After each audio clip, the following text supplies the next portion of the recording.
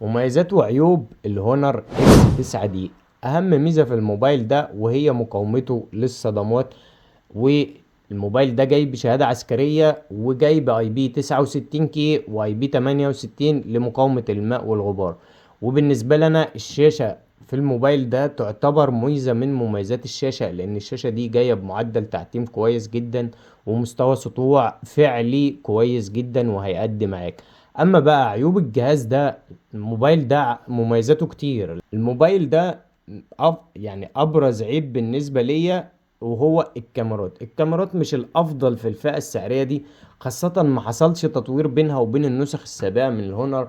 لكن الكاميرات مش الافضل لو قارناها بالفيفو في 60 لايت 5 جي ككاميرات، والسامسونج اي 36 ككاميرات هيكون اداؤه افضل من الموبايل ده ككاميرات. لكن الموبايل ده كاعتمادية لا، انا هقولك الموبايل ده مميز جدا كاعتمادية.